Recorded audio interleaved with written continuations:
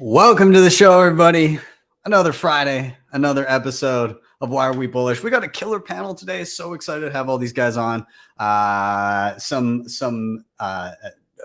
return guest that's been back multiple times. Always happy to have him. And a couple first timers. I was going to have one of them earlier. Schedules got minced a little bit. He's here. He's back. He's ready to go. Anyways, we'll bring them in momentarily. As always, this is live. Anything can happen. So I defer to my friend Bill here. We'll do it live. Okay. We'll do it live. Fuck it. Do it live. I'll write it and we'll do it live. And thing sucks. If you have not already, like, subscribe, share, all those things help so much getting this content in front of more eyeballs. I am Ben with the BTC Sessions. This is your daily session.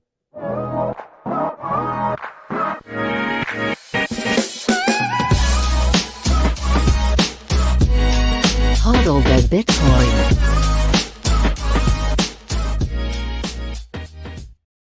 All right, before we bring everybody in, let's take a look at where we are on the market right now. 19,000 and 31. It's all over the place. Anyways, around 19,000 bucks per coin. A single US dollar will pick you up 5,256 sats. 91.23% of all Bitcoin have been mined. And in terms of fees, looks like a little bump in the mempool right now. 16 sats per byte for next block. But if you're willing to wait a little bit, single digits will do you just fine. Shout out to sponsors of the show, CoinKite.com. God, these guys just have the best in Bitcoin hardware. I love my Cold Card Mark IV to secure my Bitcoin. The thing's beautiful. It's an absolute beast. Going to be doing some workshops on it soon. You'll see. I'll talk about it in a second. But, you know, they've got the open dimes for gifting and all that kind of great stuff. They've got the block clock. The block clock micro just started shipping. Mine's on the way. I'll be doing a video on that. And then they've got things like the Sats card and the tap signer for on-the-go gifting and or signing transactions. They just got it all here. Check them out. CoinKite.com. Use code BTC Sessions for 5% off everything in the store. Shakepay, if you're in Canada, easy way to be stacking sats. You can e-transfer in and out, no deposit or withdrawal fees, thin spread. If you use the link down below to sign up, buy your first $100 worth of Bitcoin, they'll give you $30 for free. You get the same deal every time you use your link to refer friends and family, and they do the same. You can also shake your phone every single day for free sats. They've got a sats back Visa card. They've got all kinds of different things for you to use. Check them out, shakepay.com, link below for that deal. LEDN.io, awesome Canadian dudes, and they offer awesome services to use with your Bitcoin. They've been really helpful for me whenever I'm in a cash flow crunch and I don't want to sell some of my Bitcoin to do something. Well, I can deposit Bitcoin here, get a loan of dollars to my bank account within 24 hours. I pay back those dollars. I get back the same amount of sats. They also have savings accounts for Bitcoin and USDC, but it is audited quarterly by a third party. You can also cryptographically verify that your holdings were involved in that audit so you don't get jerked around Celsius style. They've got their B2X offering. They've got Bitcoin-backed mortgages across Canada and soon in some select US states. You can check them out at start.ledn.io/BTC Sessions. If you sign up and fund your account, I'll give you $10 for free. Bitrefill.com. These guys help me a ton living on Bitcoin. I can pick up any gift card that I need with Bitcoin, both on-chain and via Lightning Network. I earn sats back as I shop, more sats back with the referral program. You can top up your phone, top up Lightning channels. And if you're in the US, you can pay your bills and get on that Bitcoin standard. Again, check them out. Links for them down below. And finally, if you're backing up any important Bitcoin wallet, BillFodl over at privacypros.io. Get it in solid steel. You don't want that piece of paper sitting around the office, fire damage, water damage, too many things to think of. This gives me peace of mind when I'm backing up my hardware and any important Bitcoin wallet like nodes, things like that. Get it in steel, peace of mind. BillFodl, privacypros.io/BTC Sessions. Oh, and one last thing before I get into it. I'm going to be in Charlotte, North Carolina for HODLween.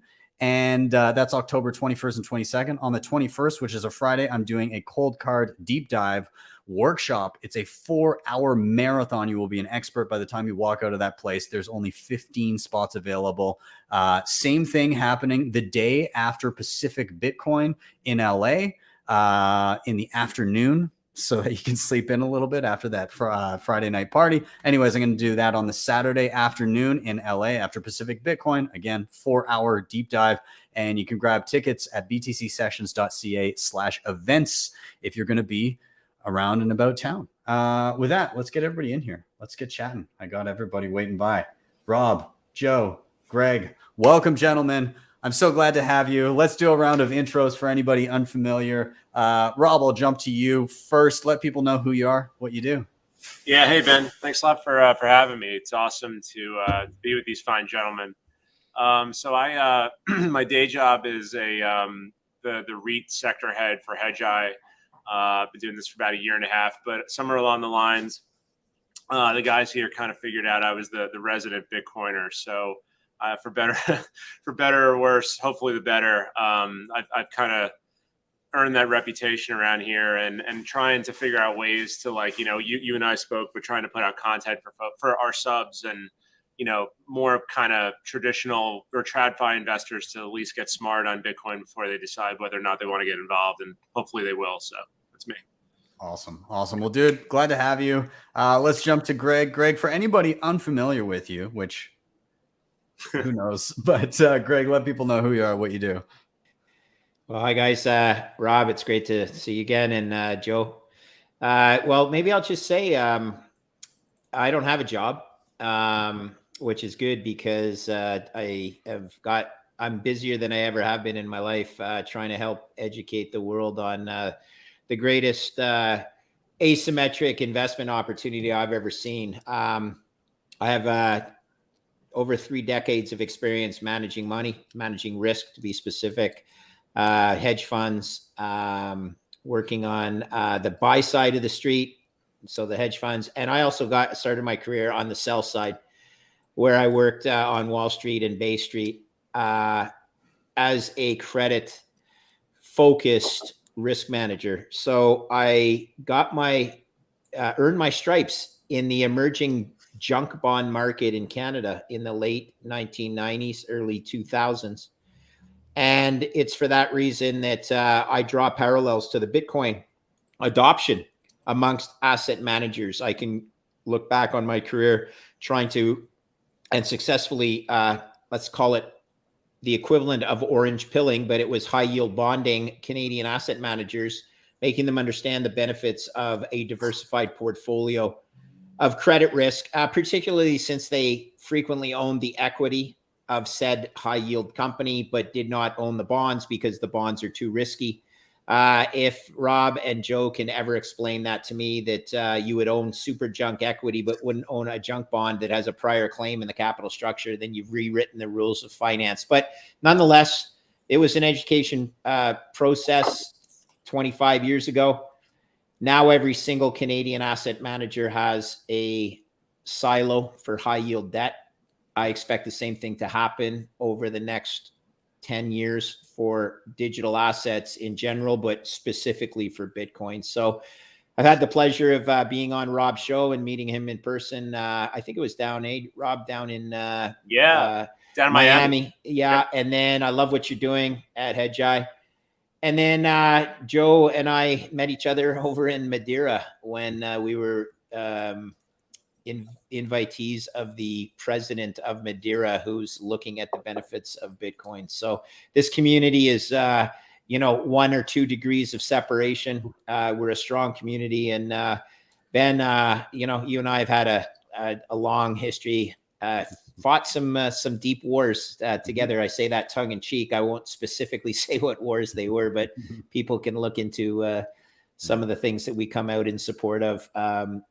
Primarily freedom, right? We support freedom. So that's what I like to do. So looking forward to this chat tonight, guys. Thank you for having me. Indeed. Well, Greg, always good to have you. And I can't wait to see you in person again. We'll jump to Joe. Joe, who are you? What do you do? I had the pleasure of meeting you not that long ago. It would have been about a month ago now. So let people know who you are. Yeah, in Biarritz on the terrace. Mm-hmm. I think there's an amazing sunset behind us as well. It's a very Bitcoiner moment. Thank you very much for having me, Ben. And it's Rob, I follow your thought on I'm the resident Bitcoiner at Cointelegraph. There are plenty of us, but I think I'm probably the most vocal maxi there is there.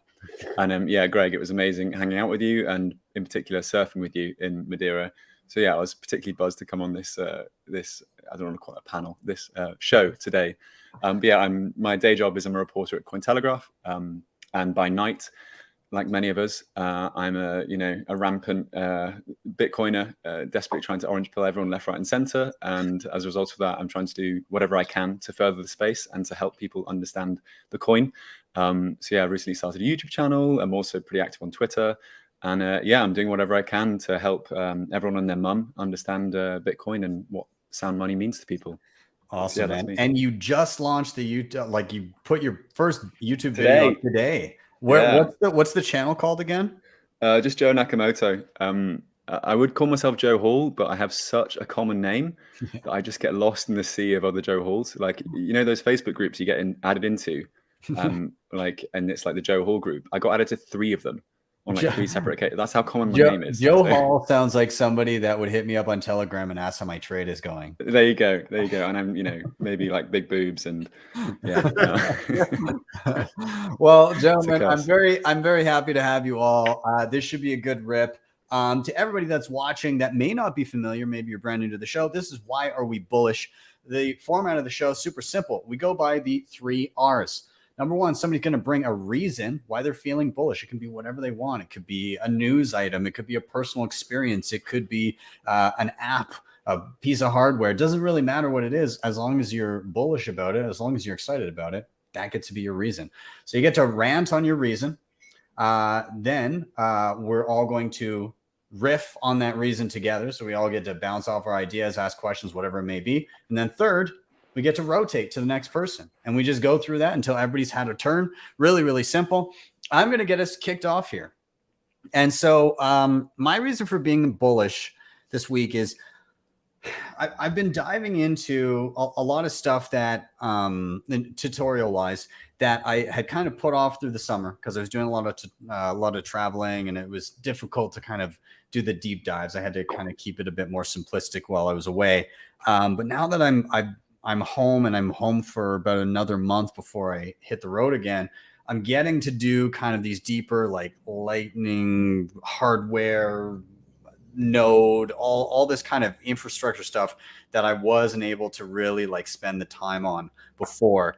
And it's striking to me how far we've come. And so I want to elaborate on that a little bit. So my first experience with Bitcoin was something like this. So this is what a Bitcoin wallet kind of looked like in and around 2014, 2015. The Bitcoin QT. All right. Pretty much you download this. That's how you use Bitcoin. There wasn't much in terms of other options. There might have been like a few decent mobile ones that were starting to come out around then. I remember Copay, Mycelium was another one that people used. But like this was a lot of people's first interaction with Bitcoin.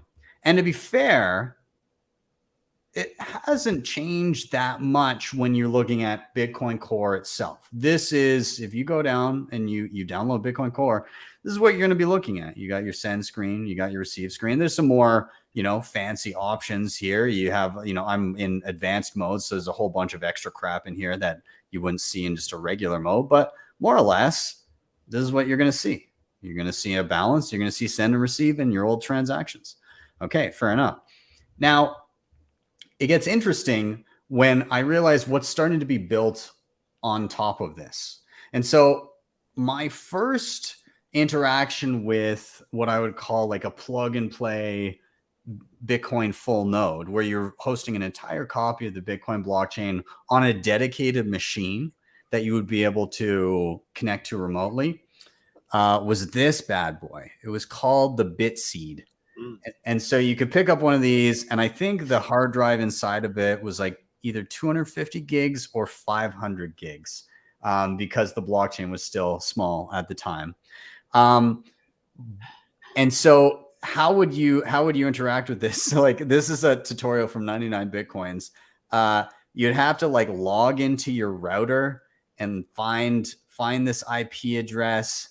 and then you would have to access it that way. And then this was kind of what you would see as your actual like your dashboard of what to interact with and how you would like connect it. Like there was no instruction on like how to connect things. It was just kind of, unless you were relatively technical, it was pretty inaccessible. Now it's a little bit different. So you can still now, of course, get Bitcoin Core, and that'll download a copy of the Bitcoin blockchain. You can set it so that it doesn't store all of that data perpetually. You can set it so it's just like the most recent Bitcoin transactions, so it doesn't eat up your whole hard drive. But you can also do things like run Spectre alongside it.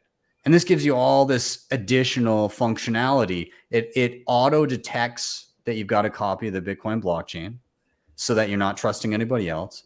It allows you to create a hot wallet and do transactions. It also allows you to connect devices, right? Like if I wanted to connect a cold card or a Trezor or a Ledger or whatever to this, I can do that.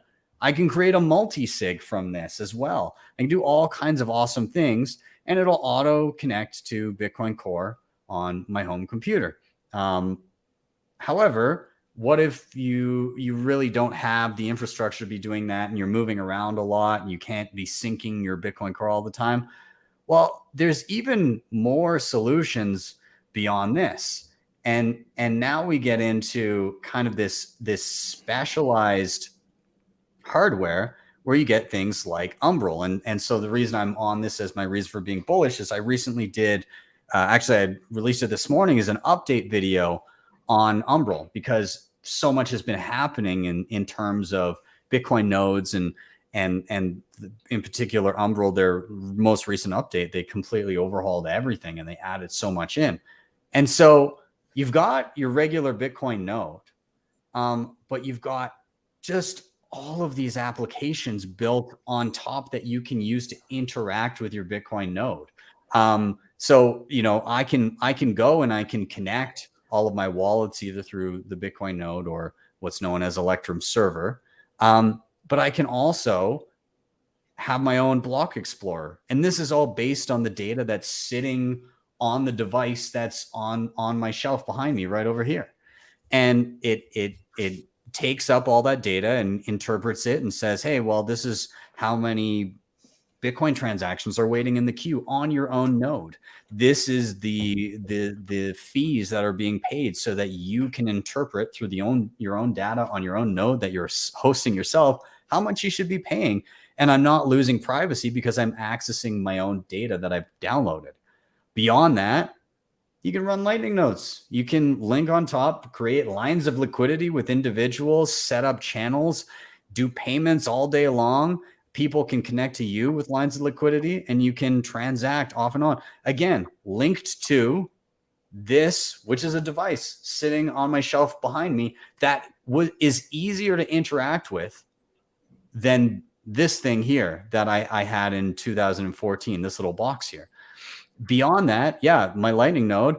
And then I've got people that will probably listen to this. They'll be streaming sats and paying per minute via the Lightning Network directly to my own Bitcoin node. And they can leave little messages and say, hey, love the show, all of these awesome things, leave messages all directly to my node. You've got awesome visualizers where you can zoom out and you can explore the Lightning Network and look around and click on individual nodes and see who they're connected to and see all of these amazing things. It's pretty spectacular. Beyond that, we're familiar with this. Tallycoin, you can set up your own fundraiser, which I got to give a tip of the hat to Tallycoin. They took criticism from experience over the past number of months. They've made major updates to how things work. In particular, you upload an XPub, each new donor, new address. Thank you, Tallycoin. I appreciate that. So this is great, and you can do things like not only add an XPub for a wallet, you can link up a Lightning node. You can also link your own Paynim. So again, anonymous payments to this so that you're not showing like static addresses. So you're not even showing an address. Somebody can link to their Panem so that there's no indication that, there was a link between the two of you at all. Beyond this, you also have self-hosted, decentralized exchange where I can go and exchange my Canadian moose nickels and I can get sats, cold hard sats for my moose shekels that I've got sitting around. So there's all kinds of incredible things that are here. And like, these are just the things that I've downloaded. The one that I wanted to point out is this one. It's called Tailscale. It's an additional app you can get. And you know what that does is all of a sudden my Umbrel's on my phone in half a second with a tap, and I can access it from anywhere on the globe. Everything that I just went to is immediately accessible, and it's more reliable than a Tor connection. I don't have to like remember and bookmark and download a different a different browser. I don't need Tor browser or anything. It just automatically links to everything. And I mean, when you go into the App Store, when you see how much you can do with what I would say is a relatively user-friendly interface, and then you see the precedent that's being set by Umbrel, and then all of the other node implementations that are in the midst of building all of these great tools. I've just done Raspberry Blitz. I'm doing an update on my node, which is one of the first node videos I ever did. I've got a Start 9 coming. I've gonna be grabbing a Nodl in November. There's so many options, and this is the beautiful thing about an open source environment where people can freely compete, and we see the innovation is just going through the roof. The amount of options that we have now versus when I first started interacting with Bitcoin. And again, not everybody has to interact with this stuff. Not everybody has to be doing this, but they can. And it's becoming easier to. And what does this do? It makes it so that Bitcoin is less vulnerable to state attack when people are running and verifying rather than trusting. The power is in the hands of the individual, and it makes Bitcoin more resilient. In particular, it makes you more resilient to state attack if Bitcoin, not if, but when Bitcoin comes under it. So I'm bullish on the state of what is being built atop Bitcoin and the capabilities of the average user today compared to when I first started in Bitcoin. So I'm going to open it up to you guys. Comments, questions, anything about your experience over the course of interacting with Bitcoin that you have to say. Feel free, jump in, whoever wants.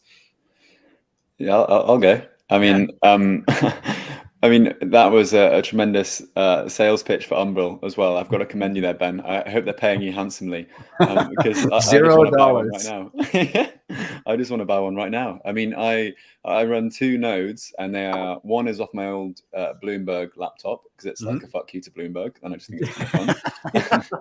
And the other's like an old laptop just because, you know, and I travel a lot with work and passion, so I've never bothered to like upgrade my my node setup, so to speak. So to see that actually in live, you know, every day's a school day, right? But that really felt like a learning, you know, experience. And I was like, damn it, I want one of those. Why do I not do this? But so my question would be, why is it easy to like travel with that? You know, an Umbrel's like this big, right? And the Nodl are also that big. The Samurai nodes are also like this big. You just chuck it in your suitcase. You bring it with you. How does it work if you take to like a 2-month stint? No, you don't need to travel with it. So that's the beauty of it. So when I held up my phone and I said, hey, this is connected, that app, that Tailscale app, my Umbrel sits right here on my shelf. And when I was in France, I could literally hit a switch that says connect, and then I can tap and basically open up Umbrel in the browser on my phone and access everything securely, remotely, however I want. Which is amazing. I did want to mention one thing. You said, I've just got a node on a crappy old laptop. Yeah, that's the best part about Bitcoin, is that you can do that. Because what did I do? Everybody's saying, well, there's these plug and play solutions and everything. And what about, like, you know, not having to rely on this? What did I do? I bought a ThinkPad. I I bought like a 300 Canadian dollar ThinkPad, loaded it with Linux, and started running Bitcoin Core, started running different programs, and I'm learning how to just basically turn my ThinkPad into a node and run everything on the cheap instead of having to have, you know, higher end stuff. And so that'll be another tutorial, but the versatility of being able to do whatever the hell you want, that's the important thing. It has to be accessible. Yeah, no, completely agree. I'm gonna have to do it, aren't I? I want, maybe if I leave it like a nicer node running at like my parents' house or something, because it needs to be somewhere static, right? That, you know, no one can get to it and then leave it there for a while. Yeah, exactly. So if you're on the road and you just have one plunked somewhere, just, you know, and it doesn't other than the initial download of the Bitcoin blockchain, after that, there's not a lot of data going through. You don't need like a high speed connection, and you can connect to it remotely. You don't need a lot of resources on it. So you just kind of, it hums away on its own, and you don't really need a lot of maintenance on it. So I'd love to plug it in at like an old Bloomberg office, like without them realizing. Yeah, absolutely. There's a question in the somebody said, which ThinkPad are you using?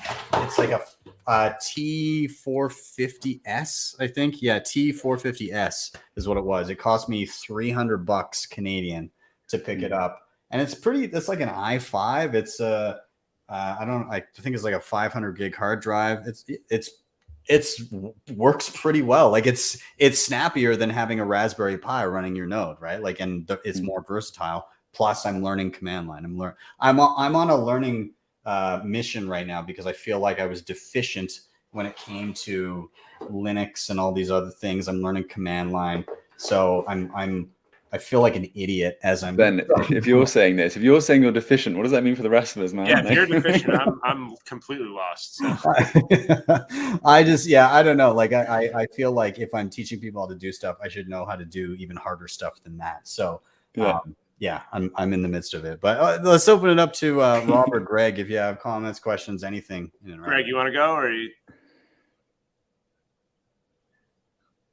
you? I'm trying to unmute myself here. That's how technologically challenged I am here. I thought you were just spinning up a note in the background. Yeah, taking a screenshot. It's all over. So I understand how this works. So that's a really cool reason to be bullish. I'm going to riff on it from the back end. All right.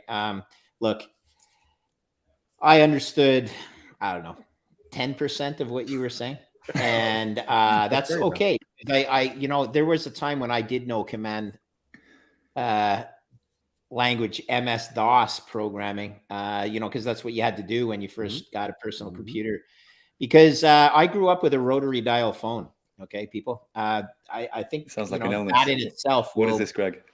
Distinguish me from, you know, my age group. So rotary dial phone.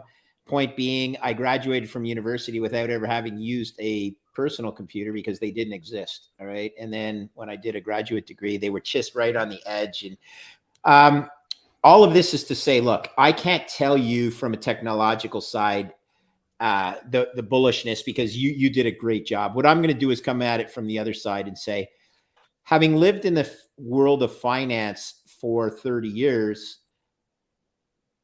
30 years ago, nobody ever talked about fiat. And now, and I'm not trying to say this is my reason to be bullish. This is going to you, Ben, basically to say, with all of this technology, yeah, I can see it, I can feel it, but it doesn't, you know, I can't relate to it that well because I'm not I'm a noob in the technological world. The true technological world. When I have a problem with my iPhone, I don't try and fix it. I give it to my kids and say, can you please teach me how to turn this thing on or off properly? But what I do know is that over a period of so long, where fiat was never a word in the financial markets, now becoming a word that a lot of people are questioning and understand it. So I'm just going to draw a parallel from a finance perspective. The technology that you're referring to, I see happening with questioning the fiat system, because fiat 10 years ago wasn't really a word. And now even young kids are understanding fiat. So technology wise, my technological observation is purely subjective, but it's a questioning of the current system, the technology of the current financial system. So hopefully that's a riff that you guys will appreciate, because I add zero to the technological side of Bitcoin, but I do see it in a different lens through the the use of terminology in the fiat circle, in the financial circles, and the term fiat. So I'm going to try and figure out some of what you said someday, Ben, because it does interest me, but I can't add anything on that. What if we made like a rotary node, Greg, like a node that you literally do like? Well, that's true. Genius. Look, Absolutely, we need one of those. Like this sounds like, actually that would be a cool thing to sit on a shelf behind me, a node inside of a rotary. I want to build that. Wow, that'd be cool. Hilarious. Yeah. I'm gonna send my Bitcoin. What I would like to do is, or this sounds like something Rodolfo from CoinKite would do, but to somehow send a Bitcoin transaction by manually dialing a rotary phone. Oh my god! Because he previously did he sent a Bitcoin transaction via ham radio through a snowstorm from Canada to the US. I don't know if you guys knew that. I didn't know that. That's crazy. He did. I think I saw the headline. So how did he check the ad? Like, how did that work? Like, how did he do it? Like, I think he had. I think he constructed the transaction, and then he Morse code, like I'm not sure exactly how he did it, but he. I have a friend who's doing a Morse code transaction. He created a signed transaction and then broadcast it via ham radio to somebody in the US who was then able to relay it and broadcast it to the Bitcoin network. That's wild. So it just kind of goes to show, as long as you can reach one person who has access to the Bitcoin network, your transaction cannot be censored. So you can blast that via like as a radio signal, and somebody can pick it up and then ensure that it hits the network. It's in pretty case wild. The internet ever goes down in your city, or you get turned off, right? So everyone grab a ham radio and be at the ready. Figure out how to do it before before good old Klaus launches his, Well, that's the cool thing. Like with things like mesh networks, with the fact that Bitcoin doesn't need to necessarily connect directly to the internet at the time of creating a transaction. You have Starlink, you have things like that, where there's so many internet access points somewhere in the globe. All you need is some way of communicating. Like I think it was Andreas Antonopoulos used to say, you could have smoke signals, and technically, if somebody that had access to the Bitcoin network saw that smoke signal, they could relay your transaction. Like that's how unstoppable Bitcoin is. And so the rotary phone is a possibility. It could happen. I mean, I have a friend that's doing a Morse code transaction, or he's trying to work out a way in which to do it. I was speaking to last week. And it just makes me think that, Bitcoin has come up with the wildest ideas sometimes. And it also gives me like hope for the space. So yes, you can build on top of this beautiful, amazing UX Umbral experience. But in the same breath, you've got people that are literally thinking, right, I need to do a smoke signal Bitcoin transaction. It's just mad. This is why Bitcoin will fail, because we're that far. They're like, hey, we're gonna sanction an individual Bitcoin address, and Rodolfo's like, how do I do a ham radio through a snowstorm? Can I sign language it? Yeah, exactly. Rob dropped, but I'm sure he'll be back. Somebody in the comments was mentioning, because I want Rob to get in his comments here, but somebody in the comments was mentioning GoTenna, and just on the topic of not having to rely on everybody having an internet connection. Sorry, guys. No worries. I'm going to go to you for any comments or questions regarding the topic but I just wanted to mention one thing. Level 99 Slacker said, waiting for GoTenna to stock more of their mesh nodes. What he's talking about is, so GoTenna, they offer these USB dongles, and effectively what it does is it creates a network that anybody can link into, and called a mesh network. And as long as one person somewhere in that mesh network has a connection to the internet, then all of them do. So so you can you're basically broadcasting your own Wi-Fi, and other people are picking up on it. You can all communicate independently, and then you can eventually, if one of them is connected to the internet, you can then relay to the World Wide Web. However, you can still just connect independently as a mesh network between each other. And mesh networks were used a lot in the Hong Kong protests when they were shutting off the internet. It didn't matter. As long as you had a mesh network going, you could all communicate and coordinate together without the internet, which is incredible. So yeah, I think good recommendation, level 99. Maybe I will be picking up one of these. Nice. It sounds like a LAN party in a way, no? Like, Yeah, remember LAN pretty cool. parties? I don't know. Like you used to play like Call of Duty LAN parties. I'm 29, so I don't know. Like, how old are you, Rob? I unfortunately never had a LAN party. I was more of a on the couch, like split screen. Split screen. Yes. Yeah, I can relate. Double Like your buddy's 07 basement, GoldenEye, totally. kind of. Yeah. I say to my friends all the time, like when in high school, like when me and my buddies should have been out chasing girls, those Friday nights in like my friend's basement playing Halo, like I regret none of that. Like those are the best. Yeah, look at you now, man. Look at you now. Yeah.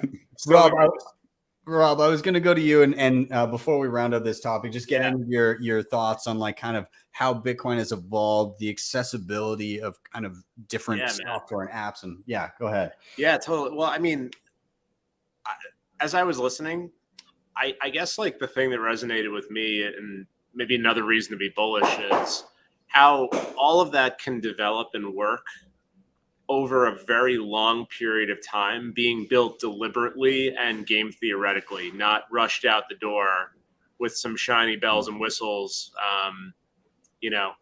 with inherent weaknesses and bugs that wind up costing people a lot of their hard-earned wealth. So that's kind of, one of the amazing things about the entire system, and just seeing like, 2014 versus 2022 and how far it's come, but like how, despite going very deliberately, it never lost its way, right? Like people are still on the mission. It's a pretty amazing thing. So I don't know, that's all I got, but kind of resonated with me. That's awesome. Yeah, it's anybody that's again timid around this type of stuff. I really do encourage you to don't think that you need a bunch of prerequisite knowledge to start diving into this stuff, because oftentimes the tools are the teachers, right? When you start up a node, the node itself is the instructor.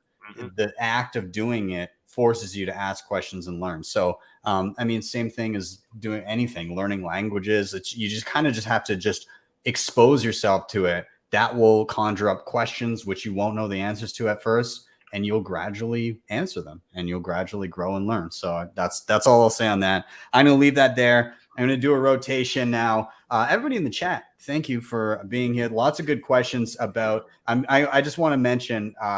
Yellow mentioned Antonopoulos also used to encode a transaction into JPEGs. I do remember him having like a cat picture, and he somehow encoded a Bitcoin transaction into it. And so, like, again, that's pretty like a pretty unstoppable network when that's the level that you have to get down to try and stop a transaction from happening. Pretty awesome. In terms of other things mentioned, I'll leave that one alone. Somebody asked if I'm leaving the Castro regime of North Cuba. I'll just leave that one right there. I did want to mention it though. Somebody did ask the trade-offs and disadvantages of running a node on a Raspberry Pi versus a laptop of some sort of actual PC. The main thing is in the quality of hardware, right? Like a Raspberry Pi, it's less powerful. You can do less with it. You can do less intense things with it. It may slow down if you're running a ton of stuff on it. I personally haven't had one crap out on me, but I have had the little micro SDs crap out on me. Luckily, most of the important information is stored on the hard drive, not the SD card. So you can swap that out easily enough. But yeah, it's just maybe less bang for your buck. Like, like the ThinkPad that I have was $300, and it's also a full computer that I can do whatever the hell I want with and work on. Like, it's actually pretty snappy. Plus I can run all the Bitcoin infrastructure. But it needs to be like, if I want the node to be always on and functional and accessed remotely, it has to be plugged in and on. Whereas a dedicated device on a shelf behind me, I can access it anywhere at any time on the globe, and it's still just at home running. So trade-offs, it might be right now, it might be a bit more expensive actually to run a dedicated machine, because with all the shutdowns the past couple of years, Raspberry Pis were a little harder to get a hold of. Production is still like slowly starting to ramp up. So yeah, and just inflation. But you can still get cheap ThinkPads and things like that. So make your own decision. I obviously kind of have to be trying everything. So that's why there's 3 of them running on my shelf behind me. And within, I'd say 5 months from now, there's going to be 6. So yeah, anyways, I'm going to wrap that one up. We're going to do a rotation here, and I'm going to jump to Joe. Joe, you are up next. And so my job is now to ask you, why are you bullish? Sure thing. I mean, when we first asked this question, I was like, man, how much time we got? Like, I've got a bajillion reasons here. So I tried to think, okay, I'm here with 3 North Americans who are vastly more experienced than I am in terms of markets, macro, all the things that tend to get spoken about in the Bitcoin space. What can I bring to the table in terms of like my own experience or in terms of my own interaction with the Bitcoin space to explain why I'm bullish? And I thought, okay, I've been traveling like for the past 5 or 6 years, sort of nonstop until the pandemic. And then over the past 4 months or so, I finally sort of reconnected with the UK, where I'm from originally. I spent a lot of time in sub-Saharan Africa, in the Caribbean, in like lots of sort of weird countries around the world. This is sort of the first time where I've managed to really hang out with Brits again, and realize that there's a thriving Bitcoin community in the UK. And it's been freaking fantastic to realize this and to not realize this sooner. And it's also made me realize, oh God, why am I leaving? Knowing that there is this incredible community of Bitcoiners. And, literally just in the past 3 or 4 months, I mean, I'm sure you've seen the headlines of companies like Coin Corner, who are doing sort of negotiations all around the world. Fast Bitcoins, these are Isle of Man companies, but they're doing amazing things with the Lightning Network. And then on top of that, it seems like there's a new meetup that's popping up in the UK on a weekly or bi-weekly basis. I mean, where I am right now in Leeds, where my girlfriend's flat is, there's now a Leeds Bitcoin meetup, which there's only been 3 so far, of which I've attended 0 because I've had prior engagements and things. There's also Satoshi's Place, which has just popped up, which is a Bitcoin hub and education center. And this is despite the bank's best efforts to jam, a rod in the wheels of this, Bitcoin bike that's rolling across the UK. Because you talk to any Bitcoin business owner or any Bitcoin exchange, and they all have problems with the banks. And it's the usual story where at first you're like, oh, classic, Bitcoin is just being victimized by the banks because banks are threatened by it. But it's not. It's just, people at banks don't know what Bitcoin is. And the easiest thing to do when you don't understand something is just like cancel it and just move on from it. So realizing that all these Bitcoin businesses in the UK have also endured these problems with the banks, and they continue to persevere, they continue to go effectively against the grain and to be a success. Like the guy at Satoshi's Place, a really lovely man called Adam, he had 3 Bitcoin ventures fail before he managed to create Satoshi's Place. And why did they fail? Banks every time. So I've just been really buoyed, I guess, by the Bitcoin community in the UK. It's something I didn't anticipate, and I'm very happy to have been sort of a part of in my own sort of small way in going to these meetups. Not the Leeds one, sorry, I will turn up soon. But the UK ones, and of course, someone mentioned it in the comments earlier. Greg Foss is going to be in Edinburgh in October the 21st and 22nd, I think. I'm not sure about that, but don't quote me on it. For the Bitcoin Collective conference. So yeah, that's also like the big celebration this year from the UK sort of Bitcoin scene, and it's going to be a bloody great time. You should all come. And it makes me incredibly bullish because, what makes you more bullish than your own home countries, like normal people? It's the plebs at the end of the day that make this movement, and the plebs in the UK, don't mess with them. They're serious. They are bloody good people. So yeah, that makes me very bullish. I love. I mean, this is kind of the strength of Bitcoin, is that base level grassroots movement, right? Those individual meetups that grow and spread out of nowhere. And you know, the nation state stuff is all well and good, and that's a beautiful thing to see as well. But like I feel the true strength is what you're talking about, creating those ground level movements, creating those relationships with other Bitcoiners, creating those potentially circular economies of, oh, hey, we're all at a meetup, we all like Bitcoin, what do you do? Oh, I actually have a use for that. Maybe I could pay you in Bitcoin, or vice versa. Those types of things that begin to crop up from those interactions. Bitcoiners in meet space, I think, is a very important thing, because this is how we're going to build communities and have that actual opt-out moment of, well, this system over here isn't doing so hot. At least we've got this as an alternative, and this works. It works for us, and we're relatively insulated from all the crap going on over here. So I mean, I love that. I'll open it up to Rob or Greg if you guys want to tag in here. Yeah, Rob, go ahead. Yeah, sure.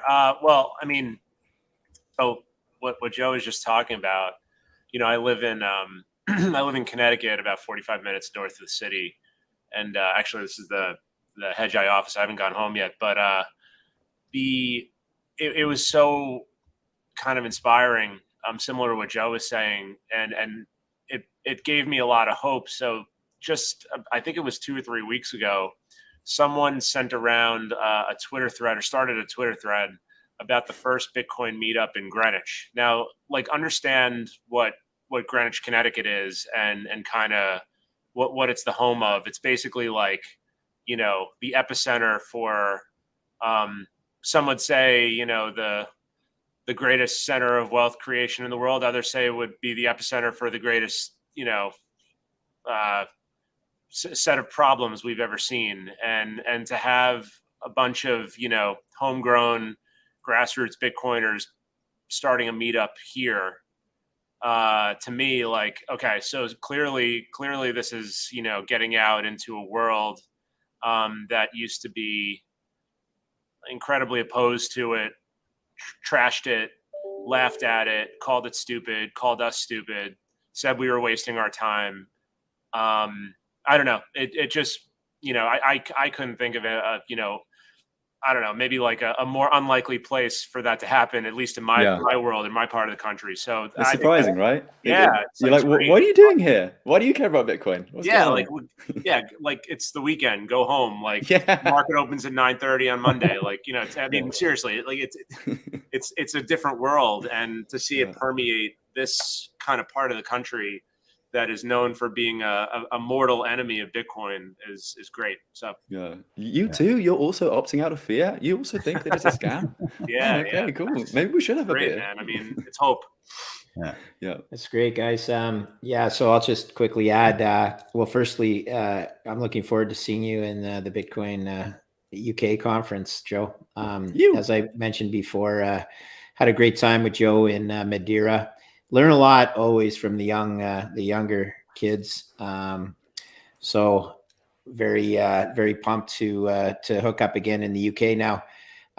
This is a shout out to the UK collective, because I was on their podcast a couple of times, and let's be honest, their podcast was a crypto podcast when it started, and it's a shitcoin. And the fellows, well, yeah, they did, but now here's the truth. I mean, I only focused on Bitcoin on their podcast, and when they announced the conference to begin with, some of the more toxic Bitcoiners, who I love, by the way, came at them hard. What's this? You guys are a shitcoin conference. Don't attend this.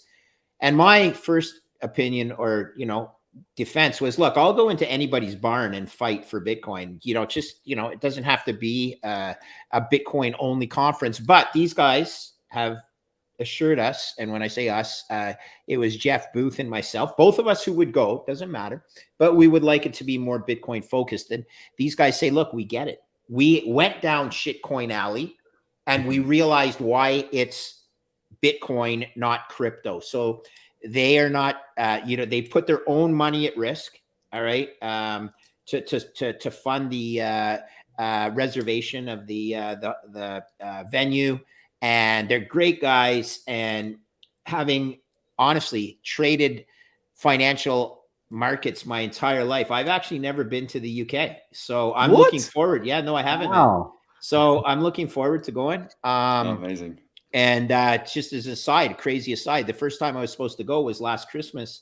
My son was playing professional hockey in France, and we were going to land in London and take the channel over to France over the Christmas holidays. And of course, the COVID thing shut everything down. But coming back to this, so look, they went down the path, these guys that are doing the Bitcoin Conference UK, and they've rebranded themselves. And I believe them to be honest. They're not out to make money on this. They're out to educate, and that's the key. Education is always key. So I'll support them. I supported them to begin with, because as I said, I'll go into anybody's environment to defend and pitch Bitcoin. So a shout out to the toxic Bitcoiners that came after them at the outset. I can't remember the guy's name. Bitcoin Lebowski, I think, was pretty. He pinned a tweet at the top of his profile for a while as well. Okay, so it's all good. Yeah. I mean, it is what it is. I'm not going to change the world. But I'm looking forward to it, because I can't say I've ever been to the UK. That being said, the number of UK Bitcoiners that Joe, you and I have come to know, even expat Bitcoiners like Princey, living in France now, but just a solid guy that Rob Brinded, who we met over in Madeira as well, and then it's contagious when you meet people that want to expand the as Rob was saying, just expand the discussion outside of the normal echo chambers, and Greenwich, Connecticut. I've certainly been there a number of times. I can tell you, it is a bit of a different part of the world. Very Wall Street centric, very fiat, fiat compliant, we'll say. But education, people, it's that simple. And if you're not aware of the passion that's available in the Bitcoin community, you're in for a shock, because whether it's Bitcoin Lebowski or, guys that approach it a little differently. So we'll say, let's say like Jeff Booth, who, can basically attack you without you even understanding how mortally wounded you are when you talk with Jeff Booth, right? So like it's all cool. It's a learning process. So Joe, I'm looking forward to that. I will support the Bitcoin UK effort. Very happy to see it. It's a financial center of the universe. One of the 4 or 5 true financial centers of the universe, London, and then the UK, of course, New York City, and then we'll debate over what the other ones are. But the point is, you need to get Bitcoin ingrained in that type of community. Why? It's the solution. Most of these people don't realize it. It's their life raft. They need Bitcoin because they're so myopic. They have no clue what's coming down the pike for them. So yeah, great work. I like your reference to, I'll go anywhere and talk Bitcoin, because I think it's useful to be able to step into these things. And there's a line of thinking that I don't agree with, where it's like, oh, if somebody shows up to an event that's not Bitcoin only, it will be seen as an endorsement of things outside of Bitcoin. I think that's bullshit, because if somebody sees it as that and they don't care to hear what you have to say when you're there, then that's kind of their fault for not, because like any actual Bitcoiner that I've seen at these, like, okay, let's take, for example, Joe, you were with me at Surfing Bitcoin. Yeah. Kind of shitcoiny, hey? But that's France, right? Yeah. France is like shiny things. Yeah, France is right now, it's very shitcoiny. But in the midst of Surfing Bitcoin, which is it was an awesome event. I had lots of fun there. But there were some shitcoiny things on stage. The beautiful thing that I saw, though, is that in a lot of these panels, there were people like Daniel Prince put onto these panels, and they called out every fucking thing. Every single thing. They were like, what are you guys talking about? This is bull. And they would just explain flat out with no apologies why it's bullshit. Another, again, Philip, no? yeah, Prince Philip. Philip from was Serbia. big on that. Yeah, exactly. And it was beautiful to Yeah. see. And I think it's important that you get the reality juxtaposed to the fantasy of shitcoin land. And people need to be exposed to that. And I think it's a beautiful thing. I think it's an important thing. And it's not only that, but like it needs to be thrown into non-Bitcoin events. And I think like Samson Mal recently said, hey, we need to start getting out to not just where we're all hanging out with our buddies. We need to go to things where we're totally out of our element and throw ourselves into the mix and be humbled again a little bit, where everybody thinks we're fucking idiots for a while until it starts making a lot of sense and a lot more people start paying attention. I think that's important. Now, I before we do a shift here, I wanted to mention something. I mean, I'm all for toxicity, but I don't know, Joe, is this over the line? Isn't the UK similar to a damp Alcatraz? Oh, I mean, that's kind of complimentary to Alcatraz there, whoever said that. I mean, at least Alcatraz, you're going to have a warm bed come the winter time. We're going to have no energy. Yeah. Oh, I don't have a very high opinion of the UK, as you can probably tell. But what I do have a very high opinion of is UK Bitcoiners. Like, I left the UK a few years ago because I disliked it strongly. But Ben, just to your point about I've forgotten what you were going to say. Going to environments where Bitcoiners perhaps might not be friendly. I've been trying to network my way into mainstream media publications in the UK, so like the BBC, the Guardian, the Financial Times. And I don't know if you saw the piece recently about Jemima Kelly, where she's writing about maximalism. She's going to be on stage at Bitcoin Amsterdam on a panel about does Bitcoin have a media problem? And it was a panel that me and Princey put together, because we wanted to sort of address this elephant in the room, which is that, the media bloody hates Bitcoin and we need to do something about this. So she's one of the contacts that I've been seeing her regularly, like, going for drinks with her and like trying to not persuade her, trying to just tell her the truth. Bitcoin isn't a Ponzi scheme, but she generally thinks it's a Ponzi scheme. Yeah. Anyway, she does this article about, maximalism and how, maximalism is just the same as crypto. And this was despite the fact that I connected her with people like Corey Clipston from Swan and Rizzo and I can't remember which other maxis, but like big name maxis in the space. And this was me putting myself in a uncomfortable position, trying to relate to someone that works at Financial Times who's incentivized to not really get Bitcoin, and she really doesn't, and you can see that within reading her words instantly. What's your feeling? Do you think that I mean, obviously, if she's having these conversations with you and these other people, then she's open to at least the idea of conversation. It's not like she's just saying, she just wants to say things and not hear responses to it. So do you think that ground will be broken there? Do you think there's some fruit will be? I think it's an attritional battle, right? We get on well and we respect each other as journalists, I think. She might be like completely slandering me behind my back. I have no idea.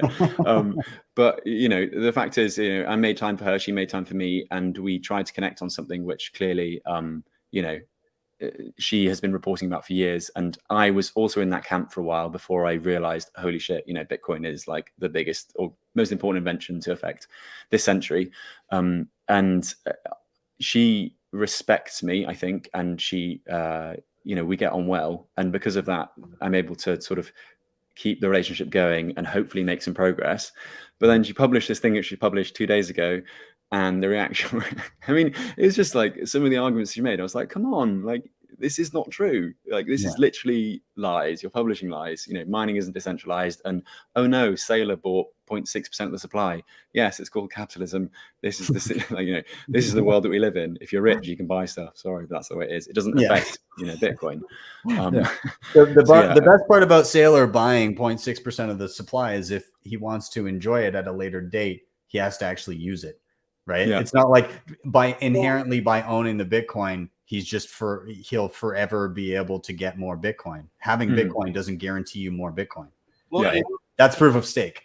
Yeah. So one thing that like I run into, just like dovetailing off that a little bit, it's really hard for traditional finance people to extract themselves out of the traditional mindset where like the amount of shares of a company's stock that you own determines your vote, right? So like they go into this and assume that it's the same, when in reality, as we all know, this kind of like breaks that model, and it's a completely new paradigm. So like even if you say it to someone, like in the back of their mind, she may just be assuming that similar to shares of stock, the more Bitcoin that Michael Saylor owns, the higher his voting interest in the system, which is obviously not true. And I personally think that's something that like we as a Bitcoin community got to get on and make sure people understand that that is not obviously true. And it's really important to separate that, right? You should talk to Rob. You should. I want to connect with as many like Bitcoiners that are willing to just have a chat and be like, Absolutely. listen, you know, I'm not a drug dealer. Always, you know. it'll be civilized. It'll be civil. It'll be honest. I mean, we can talk about the strengths. We can talk about the potential weaknesses. You know, I'm sure Foss would agree, but that's critical. It's something that like, the media that reports on traditional finance, 99.9% of the time, they just assume that crosses over, and it doesn't. Yeah. That's the thing, because it's completely new, right? But yeah, that was just, I just want to explain that sometimes when you put yourself into these uncomfortable positions, it can backfire. And I've just seen it backfire on me massively. And, you know, I'm learning from this mistake, of course, but, you know, I want to go into the barn with everyone, as Foss says, but I'm also aware that in me going into the barn, sometimes it's going to, you know, the barn might come down with me. Or, I don't know where the analogy goes. But. I feel like it toughens you up, though, because for every failure, you learn what went wrong, right? If you go in and you do your best at representing Bitcoin and trying to speak factually about it, and you know, you try different ways of approaching it and explaining it, and if that doesn't work, then you learn, okay, well, there's one way that didn't work. Let's try a new one. And through multiple failures of doing that, you expose yourself to some ways that do work. And I don't know how many different metaphors and ways of explaining things I try over, you know, the past 6 years of making videos. And then in particular, when I'm one-on-one or in groups of people explaining things, and I see that moment where somebody goes, oh, and then my brain goes, use that every single time. That's the way you explain it. So that, you know, those are those moments that you're looking for, and they don't always come, but putting yourself in those positions with skeptical people sharpens you, and it allows you to get through the message that works more often than not, the more times you put yourself in those positions. So love that topic. I'm conscious of time, so I want to keep rolling here, and I'm going to toss it to Rob. And Rob, you are up. I'm going to ask you, why are you bullish, man? Yeah, sure. By the way, there's some work going on in the office. So can you guys hear me okay? I just want to make sure. Yeah, you're all good. We'll just assume that it's a rack of miners. It is. Yeah. No, you're right. They're buzzing. Right. Yeah, totally. We didn't soundproof it. But so really quick, I am bullish on my son and my daughter and my newborn son. And I say that because it's been fascinating. My oldest son, Rob, who just turned 5, he's kind of getting to that age where he's asking like a lot of really intelligent questions about everything, right? And I feel like maybe our generation, when we were hitting that age, we were asking like a completely different set of questions about the world that we were entering. And for better or for worse, later in life, we kind of had to start from zero as it related to Bitcoin, right? And it took a lot of effort. Maybe like, you know, for a lot of people, it's myself included, right? Like when I first heard about it, it's not really the optimal time to learn something new. Like your prime learning years are like literally where he is right now. And I see Rob, and he hears me talking about Bitcoin with my wife, Kate, and he's starting to ask questions about it. Like, Dad, what is that? Like, hey, Dad, what's that like black box on your computer with the red light around the base? Like, what does that thing do? Like, how does that work? And it makes me really excited because he and my daughter and my youngest son now, and by the way, all of our kids, right? Like anyone who starts a family and, you know, has the ability to kind of get them started early and expose them to Ben's work and Foss's work and Joe's, like it's laying a really, really fun, interesting foundation that like even though most people overcame it, that are listening to this right now, they're not going to have to overcome that obstacle. And I just think that's really exciting. And it makes me bullish as all hell, because they're going to enter a world maybe thinking about it and starting from zero from a different point in time than we did. So that's it. Nice. Can I jump in? Yeah, go ahead. I just I beautiful, and I'll just say one of my hashtags for the kids, right? We're doing I this. need to steal your thunder, Foss. No, man, but that's perfect, because it's like, yeah, what I'm doing to try and help my children to leave the world a better place than the world I came into. And so far it's not. So, I'm bullish, because the kids will, it'll be a natural progression. Much like the iPhone for children now is just an extension of their body. For me, it's foreign, because, I hate to bring it up, but yeah, I grew up with that rotary dial phone. So anyway, this is for the kids. Please learn math for the kids. Well said, Rob. I love it. I love the topic of Bitcoiners having children.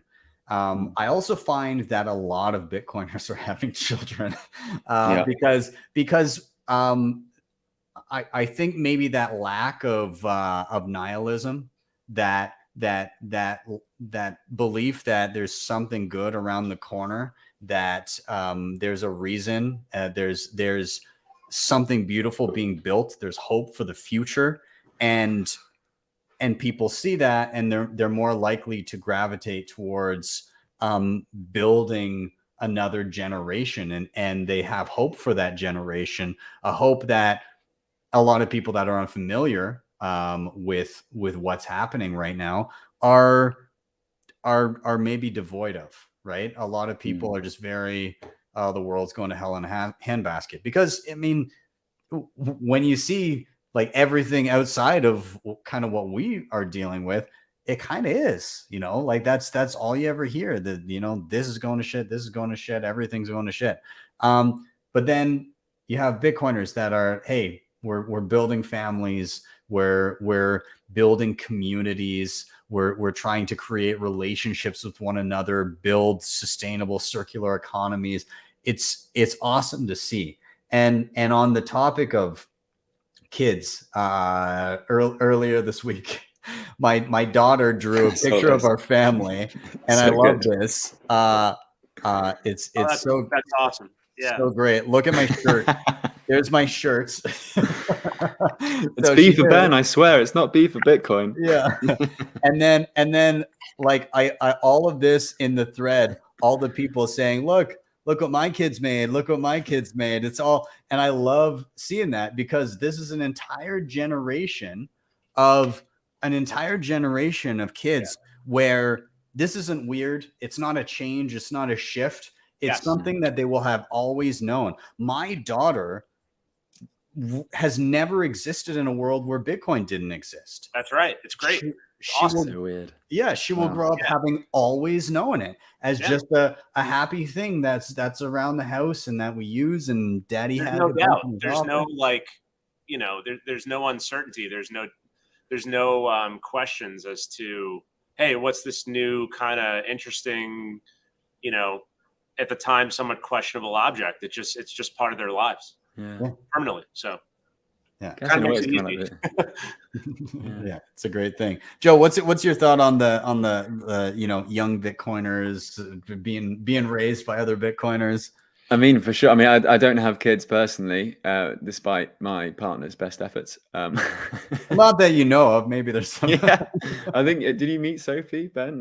I did. Yes. Yeah. Yes. And Greg knows as well. No, she's amazing. But no, kids are way off yet for me. But however, I am always on the lookout for human interest stories while working at Cointelegraph. And one that I recently wrote, but I'm waiting for we're making like an animation of the story, is about how a Bitcoiner, and he won't mind me sharing this because the story's public, or will be public. He's been a hodler since 2012, and in 2017, I think in 2019, he paid for rounds of IVF for his children, because he just was so happy and hopeful, as you say, that this sort of fight against nihilism. to bring children into this world. And I think that, yeah, Bitcoin is hope. And if you are hopeful for the future, then inevitably you want to bring a family into that future and, you know, continue your bloodline or continue, you know, this happiness that comes from it. So yeah, I can't see that is a phenomenal reason to be bullish. Bullish on Bitcoiner kids, I guess, and also conversely, you know, you've got the what generation is coming up to, like, it's not the boomers, but the after boomers, the silent generation. They're sort of dying off now, and then it's the boomers after that, and with that comes this tremendous wealth transfer. And what are all those millennials and Gen Zs and, you know, the generation after that? What are they going to be doing? They're going to be buying Bitcoin, aren't they? Let's be honest. They're not looking at gold or, you know, commodities, or maybe they're looking at Tesla stock or, like, you know, the Wall Street bet stuff, but they're definitely looking at Bitcoin. So yeah, I think this generational shift is the Bitcoiner family is a part of. Yeah, is a great reason to be bullish. It's exciting to see. I love every time, you know, somebody says, oh, you know, we've got another little one on the way, and Bitcoiners are breeding like rabbits. They are. They're very fertile, Bitcoiners. Yeah. There's trying our hardest, right? Like all that toxicity means This a is lot how of we win. testosterone kicking around here. We got to get it out somehow, I guess. Mistake. Greg, and I wanted to start to transition to Greg, but any final thoughts on the next generation of Bitcoiners, or do you want to? We can segue right into your. Well, yeah, no, I said my for the kids thing, so that was I tried to leave it there, but I'll segue into mine by just stating, look, what kills me is that my oldest son is it's only 3 years younger than Joe, which is amazing because, you know, Joe and I hung out in Madeira, and I'm not going to say, you know, we were much closer to being, you know, two buddies than a father-son relationship. And I have, so my oldest boy is 26. I have another son who's 24, and then I have a daughter who's 22. All of them own Bitcoin. All of them know that their dad is a bit of a live wire, right? You know, my daughter's one of my biggest fans. She bought me, I wish I had it here. I have it in my office downtown in Toronto now. You know, do the math. My cap that she bought it for Father's Day, do the math. And so it's a little bit of a, you know, it becomes a family event. And so that'll segue into this, why I'm bullish on Bitcoin. I want to start by saying this, all right? This is a saying, I'm not sure who said it, but I think this is big in the Bitcoin community. And I'm not saying we have to die on this hill, but great expression. It's better to die for something you believe in than to live for nothing, right? Mm-hmm. And I think there's too many people in this world right now that are actually living for nothing. And that's not going to segue that well into my topic as to why I'm bullish on Bitcoin. I'm coming at it from another angle. This has been a historic rout in global bond markets where people are learning the risks of owning a bond for the first time in over 40 years. Okay. And so that's why I'm bullish on Bitcoin, because I'm so darn bearish on people who don't understand all the risks that are intrinsic in various investment opportunities. So for the longest time, just to simplify it for the viewers, equities and bonds were inversely correlated because when there was a sell-off in equities, people traditionally ran for the safety, I'll use air quotes, the safety of bonds. In fact, Ray Dalio, the world's largest hedge fund, built an entire business on that simplistic relationship where he owned a leveraged position in bonds against a full weighting in equities. And the reality was when the equities sold off, so the portfolio would lose value there, the bond prices would increase. And since he was levered, he used bank leverage to lever his treasury position. It was called risk parity. And it was a great model. And it was a big enough model and success that he grew into the world's largest hedge fund. Look, it's over for Ray. Okay, that is no longer a reality because treasuries have now become a risk asset. It's unbelievable, but I need to take it one step further. Not just a risk asset because of inflation concerns. They have become a risk asset because of credit risk, potentially default. I'm not calling for the default of the USA just yet, but the math is absolutely horrendous. So there's credit risk in treasuries now that the market's figuring out. And the bigger one is liquidity risk, okay? Yes. Bank of America came out with a research report on the resiliency of the U.S.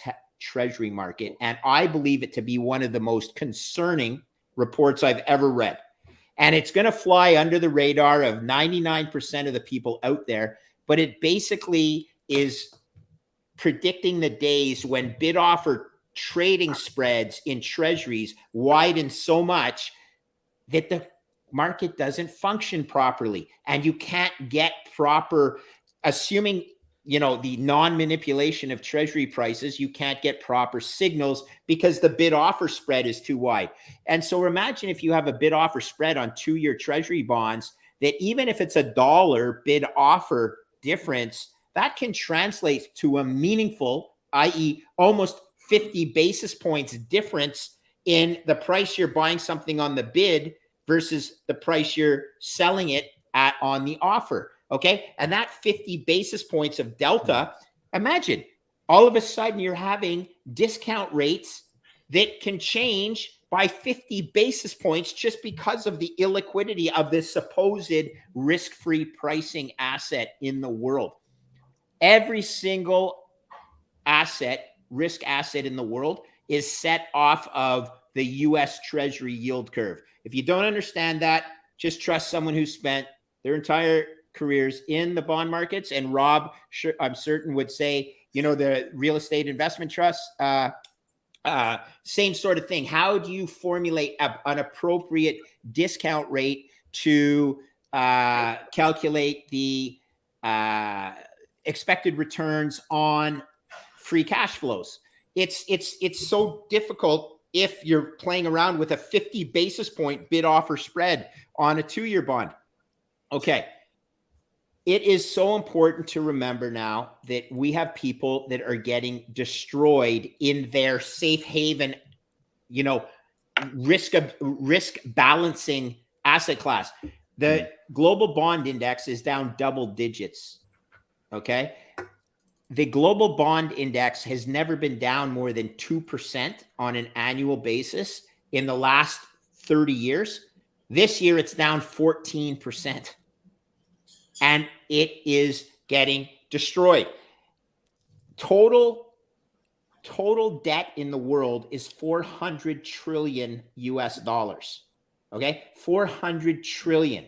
Just assuming that global debt, and it doesn't, but I'm going to simplify things. Assume that global debt mimics the global bond market, and the total debt is down 10% on a mark-to-market basis. That's $40 trillion of global wealth that has been marked down in price because of an increase in interest rates at the central bank shenanigan factory. Okay. These people finally got off of negative interest rates in Europe, and they're wondering, oh my goodness, how is this happening? Guess why it's happening, you knuckleheads? Because you manipulated the price of capital, or the discount rate for capital, into negative territory. It's shameful, but true. So bonds are now a risk asset, and people are going to need to find assets that insure against other assets losing their value. As you know, I've said for a long time, from a credit perspective, I believe Bitcoin to be default protection on a basket of fiat currencies. Credit default swap markets on sovereigns right now are sickly. Oh my goodness. They are widening in lockstep with every, increased fear in the market. And here's 2 things that I'm going to warn people about. Deutsche Bank and Credit Suisse First Boston. Yeah. Think Credit Suisse First Boston.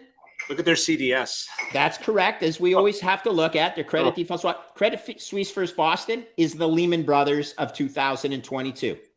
Oh, don't worry. Everything's well contained.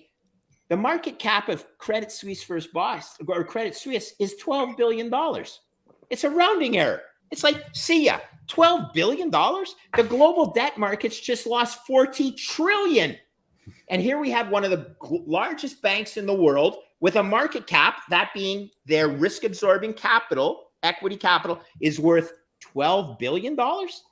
That's a joke. And it gets worse. Deutsche Bank is only worth $18 billion.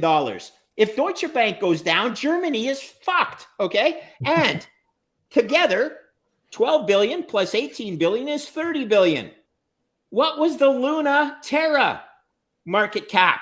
60 billion. Luna and Terra were twice as big as two of the most systematically important financial institutions in the world today. It is over, people. Your fiat Ponzi is collapsing right in front of your eyes. You better figure out where you can find insurance with no counterparty risk. That's why I'm bullish, because people will ultimately figure out that Bitcoin is insurance on the fiat Ponzi. Oh, and the best thing, there's no counterparty risk. I'm buying this insurance from an insurance company that's decentralized. It can't fail. It's because you've bought this beautiful store of value. It's not like buying insurance from AIG when you're Goldman Sachs and then realizing, oh my God, if AIG fails, all the insurance I bought from AIG is worth zero, and therefore I'm going to fail as well. So understand that the world is waking up to credit default swaps. The world is waking up again to contagion risks. The contagion to the world of two institutions that are worth 30 billion US dollars must be 100-fold that. In fact, it's probably the equivalent of 3 trillion. So it's 1,000-fold the size of their equity capital base. Oh my friggin' Lord. We are in a heap of trouble in the fiat Ponzi. But don't worry, Jamie Dimon, you were right.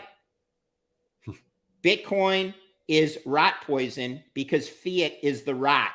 Jamie Dimon, I'm using because he came out yesterday with some, decentralized Ponzi. But that being said, that's Charlie Munger and Warren Buffett's. Oh, Bitcoin is rat poison. Oh, come on, people, please start doing some homework for the kids. Wrap it up in a nice bow tie. Ben, thanks for having us. I'll go around. I'll stop riffing, but no, keep going. I said this most importantly.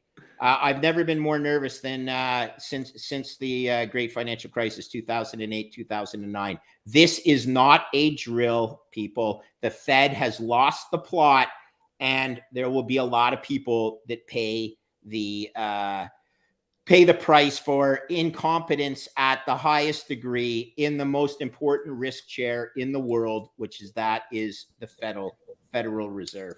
So I was just saying, Rob, the incompetence at the Federal Reserve is just so monumental, and that there will be people, particularly young kids around the world, that pay the price. Unfortunately, mostly in developing nations where, the US dollar wrecking ball is destroying economies around the world. Hey guys, I think I blew up my my screen. I was trying to share something. Can you hear me, by the way? Yes. Yeah. So like getting, maybe this is like actually some of Hedgeye's work in the background. Like everybody's talking about consumer balance sheets and how strong they are. What they fail to do is look at the liability side. And getting back to what Foss is saying, the reality is we're going into like a really tough economic environment right now. And it's Fed induced. But if you think about what that means, if unemployment ticks up like the Fed is trying to do right now, people are going to lose jobs, people are going to lose incomes, the ability to service debt, consumer credit is going to fall off a cliff. This all-time high in nominal consumer debt are going to be credit losses to the banks, right? And so that's at a consumer level, and that's before business, commercial, industrial bank credit losses. And what that really means is that when you look at a company like a bank's capital level, that's not really the capital level. You have to adjust it for expected credit losses on a forward basis, and it's a fancy way of saying that like contagion, it's going to get, if it gets bad, and it seems more likely that it will, it's going to happen quickly and it's going to spread fast. And so I think that's what Foss was alluding to. I was just trying to add to it a little bit in a useful way, hopefully. Absolutely. It's very useful, and that's the truth. Banks are regularly insolvent, and it doesn't help when Germany, which is the only thing really holding together the European Union from an economic basis, their credit quality is falling quickly. Their economy hasn't grown really in 5 years. They have the challenge of the energy crisis over there. And by the way, Deutsche Bank is a house of cards. Okay. So it's really sick. And people just got to be aware. Don't get over your skis, people. This is not a drill. It's not a time to be brave. It's a time to stack sats, disciplined, but don't go all in at any point in time. Keep some powder dry and get ready. As Rob said, risk happens fast. Okay. And just when you think you're timing the bottom of the market, guess what? There's another huge leg down and everybody is running for the exit. What do they call it? It's like crashing from oversold conditions, like tends to happen. Yeah, well, that's what it always takes, right? Yeah, crashing from oversold positions. Guess why? Because when you're managing a hedge fund and you get a margin call, meaning you have to raise cash, you don't sell what you want to, you sell what you can. And that basically ensures that the spiral continues. So it could get ugly. I'm still of the opinion that there will be a notional pivot by the Fed. Why? Because the math doesn't work any other way. It will destroy the economy, which will ensure the debt spiral accelerating, because tax revenues will fall off a cliff. And you guys already made mention, I think it was this one, I guess it was another podcast I did today about the truth of the US tax revenues. They don't even cover their interest expense one turn after paying entitlements and military spending, which you could argue are fixed costs. So it's the equivalent of having, Rob will appreciate this, the equivalent of having an EBITDA interest coverage ratio of less than 1. If you looked at what a corporation would be rated, guess what? A solid CCC at a maximum, meaning one level above default. It'd be talking to restructuring corporation.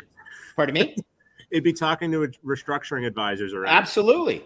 Now, this is the reality of it. I hate to tell the truth. If the truth hurts, go cry to your mommy, because not enough people are telling the truth. So thanks.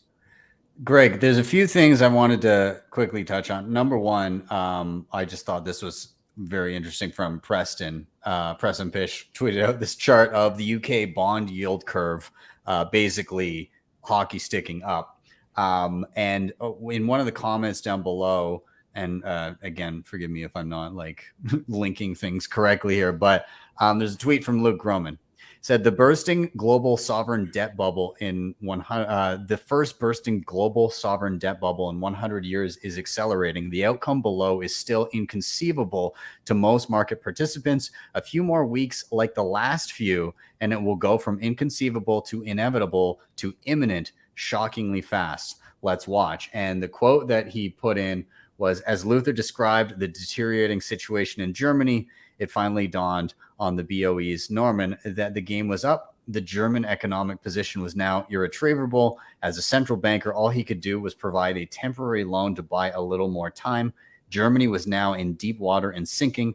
The numbers would not add up. It had a GDP now of 13 billion that was shrinking by the month, reparation debts of 9 billion, and foreign private obligations of 6 billion, 3.5 billion of its short term that could be pulled at any moment. The American ambassador in Berlin, Frederick Sackett, cabled to Washington that unless Germany received 300 million immediately, it would declare national bankruptcy and default on the 3 billion it owed to American banks and investors. The only country that eventually paid the Americans in full on their war debts was Finland.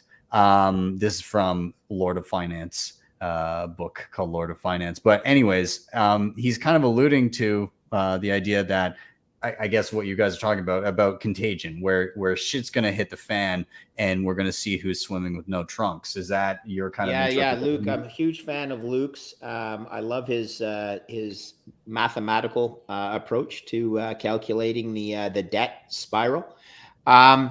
He's, you know, you and I don't live in the United States. Well, I guess only Rob does. But the reality is the U.S. is in a privileged position of when the U.S. dollar strengthens, it doesn't hurt the USA per se, and in fact makes foreign imports cheaper because your currency will purchase more. But it's very insular because what it's causing is problems around the world, particularly with debts that are owed in US dollars. It makes a foreign borrower who has borrowed in US dollars have to pay more of their local currency to come up with the same interest payment to meet the contractual obligation on their US dollar denominated debt. Luke has been steadfast in this analysis. I will say this, it could happen suddenly, and chances are that the next financial crisis could be the last financial crisis. But I'll throw out some optimistic pessimism there.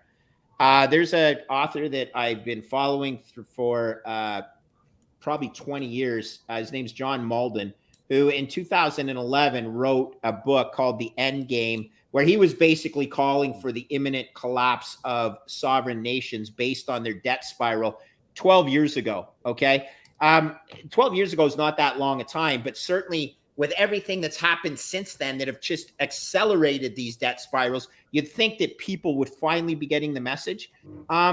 They are. It's happening when you get Jeremy Siegel up there pitching, you know, berating the Fed for being a bunch of children. And then you get these debt spiral calculations that, well, even Shifty Pete is out there. You know, he's finally figured out the debt spiral and how that might impact gold. So he's trying to use it to that narrative. But at least people are doing the math. And the math is secondary if people have confidence in the system. But as soon as they lose confidence in the system, that's when things collapse. That's when storing something in your mattress is better than keeping it anywhere in the world, according to a lot of people. And that's when the system stops working. So not that I want it to happen. I'm just saying the probability of it happening has never been greater in my financial career because the numbers have never been worse. And the information is getting disseminated by smart people like Luke Roman. And then some not so smart people like Shifty Pete. But Shifty Pete still has a lot of followers. So he's saying the same message, you know?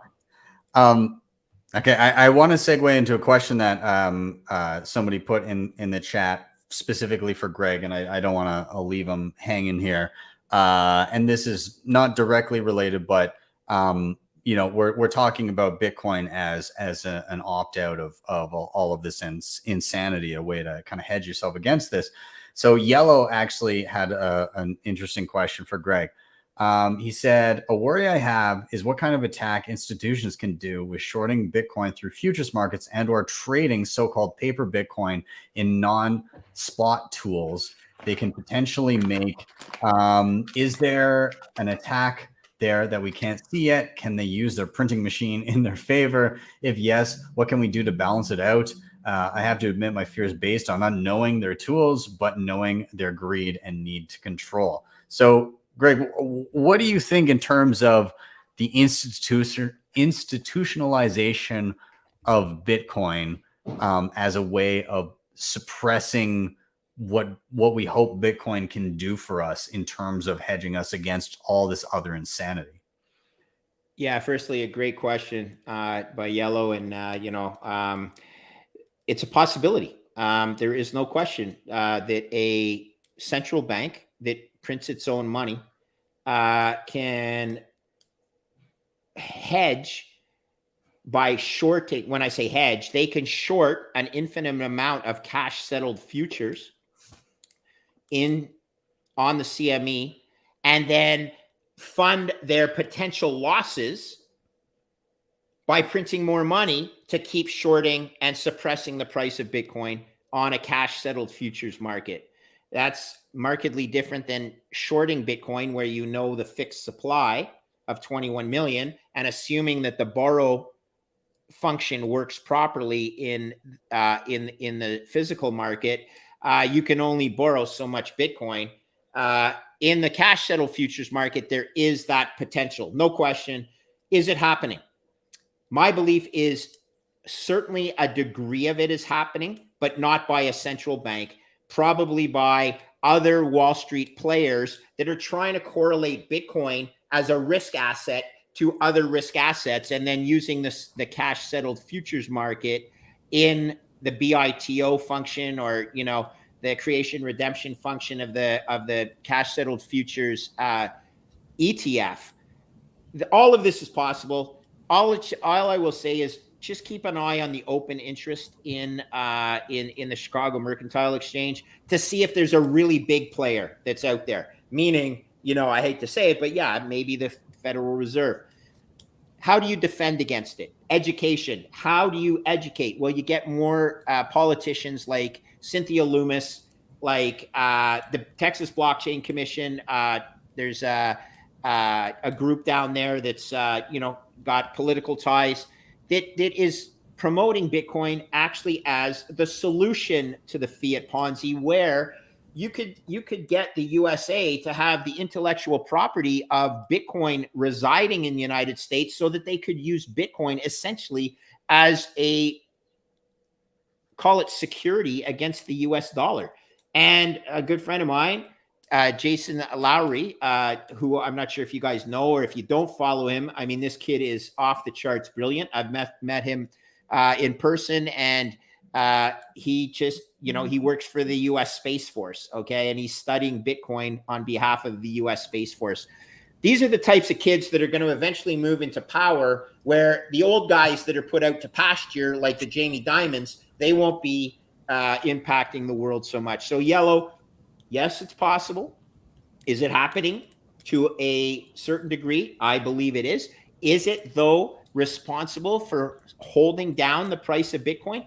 I would argue, and this is what a lot of people forget, it could also be pushing the price of Bitcoin up at certain times as well, when the speculative fervor comes in and they use a cash settled futures market to air quote, own Bitcoin rather than own the physical. And people always forget that side of the equation.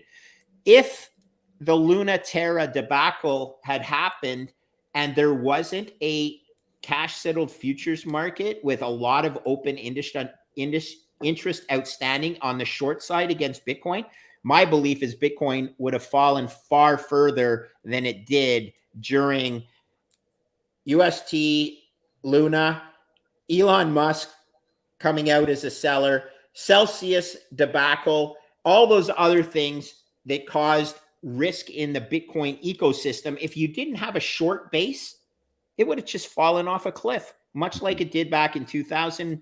And when was it? 2020, I guess, when it just, went from 17,000 down to below 3,000, but just in a straight line, right?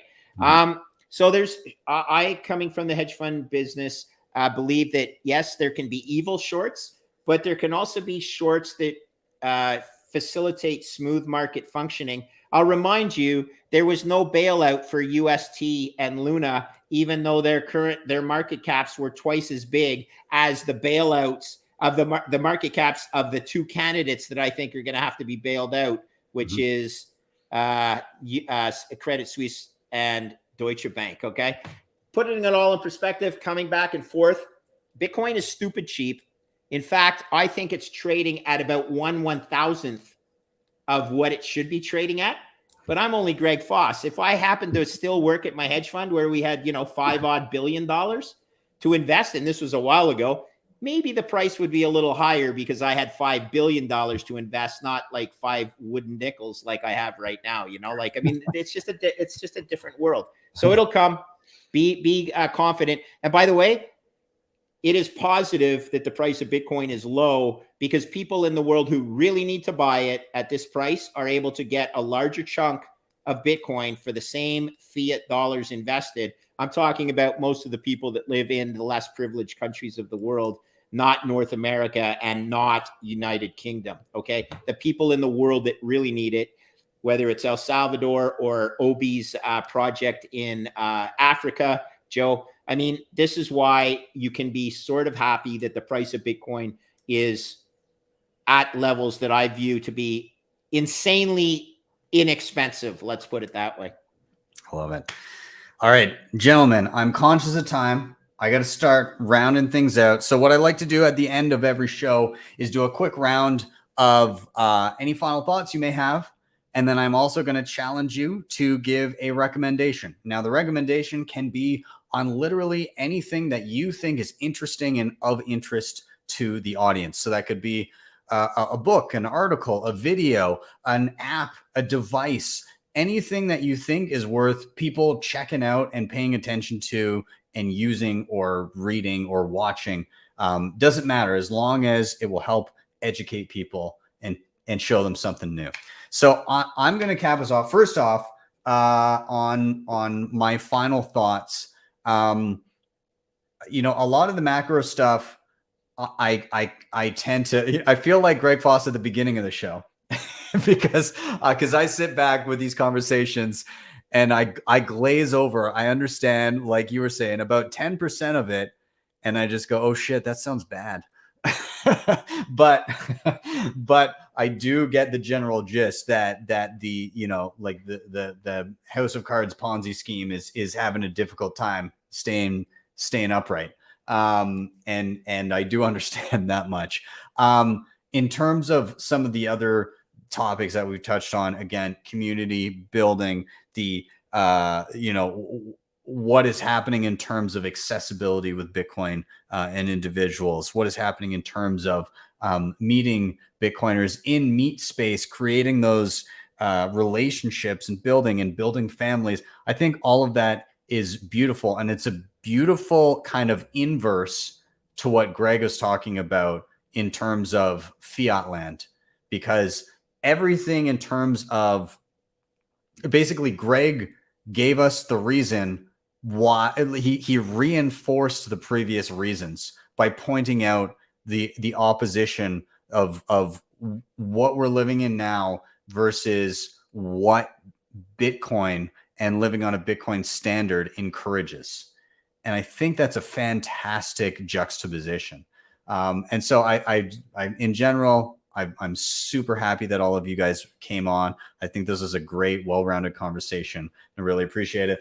In terms of recommendations, I'm going to kind of play on my earlier topic, but rather than touching on plug and play nodes, which is what I was kind of largely talking about, I'm going to recommend people try and run a node on their regular machine. So if you have a laptop, if you have any sort of a home computer, then what I'd like you to try and do is go and download Bitcoin Core. Okay. So you're going to download Bitcoin Core onto your computer. I do have a tutorial on how to do this. You can just search that up on my channel. And then if you don't have a lot of hard drive space, don't worry. You can set it so that it only takes up a tiny amount. So the default, if you set it to, it's called a pruned node, where it still downloads all of the information, all the history, and verifies it. But then after that, it discards everything already verified, and it keeps only the most recent 2 gigabytes. Okay. So you can prune your node so that it only stays up to date on like the most recent stuff. It still verifies everything.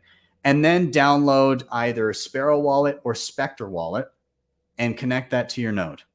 All right. That's my challenge to you. All of that stuff that I mentioned is free. You can run it on a computer you already have. And so that's my challenge to you is see what it's like to run a full copy of the Bitcoin blockchain and connect your own Bitcoin wallet on the same computer to it. There you go. Give it a try. You can search that up on search up my Bitcoin Core tutorial. Though you won't necessarily need the transactional stuff. Just search up the beginning, the initial setup, and then search up either Spectre Wallet or Sparrow Wallet, and there's instructions on how to connect to your Bitcoin Core node right there.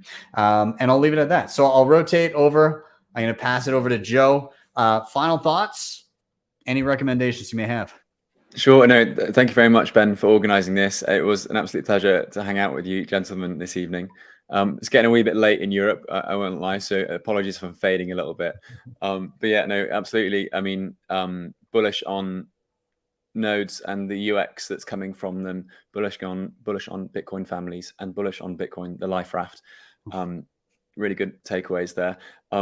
But yeah, for me, what was I going to do? I was going to recommend. Was I going to recommend something? Is that right? Yeah. Anything that you like, anything that you found useful in your Bitcoin journey. On my Bitcoin journey, I mean, it's something I sort of live by, which is that it's never too late to do the right thing. So whatever that thing is that's sort of bugging you, or maybe you're losing sleep over, and it could be during your Bitcoin journey as well, right? It's if there's anything I've learned over the past 2 years of horrible human existence through being forced to live in a box and not being able to see family members or friends or go out into the streets, for example. It's been realized that the importance of those social interactions, and if there is something that's bugging you in life, then they might also think that too. So it's never too late to do the right thing. So reach out to that person or say whatever you can to that person. So yeah, it's not really a thing to sort of recommend. It's more like I think that's a great. I'll take weird. it. I think that's a fantastic recommendation. I think that's one of the best recommendations we've ever had. Don't sleep on things that you should be doing today, because there may not be a tomorrow to do them. Right? Yeah, I love that. Awesome, Joe. Thank you, Rob. You're up next. Any final thoughts, recommendations? Yeah, I mean, just bullish that everybody's in this room right now, and I'm talking with you four guys. Just thankful for the the opportunity to share the stage with you, and it's the fact that everybody's here doing this. That's stack sats, absolutely. Keep stacking them. Just keep rotating that forever. Just keep going. It's just bullish. It couldn't be more bullish that than the fact that everybody is here doing this at my time 7:50 on a Friday night instead of doing anything else. So recommendation. I actually, I don't know why it took me so long to read this book, but I just finished Twilight in the Desert, which is a fantastic book. It was actually written the last time we thought as a world that we were going into peak cheap oil, around the time that we invaded Iraq. And it's just a fantastic read. It basically makes the case, without giving too much away, that that Saudi Arabia is not as oil rich as we tend to assume it is, and that has like dramatic implications for the world. And by the way, it was written 20 years ago. So yeah, that's it. It's a great read, and it's not like too technical. But it also speaks to exactly why it's important to think about, and maybe recommend tangential recommendation of that.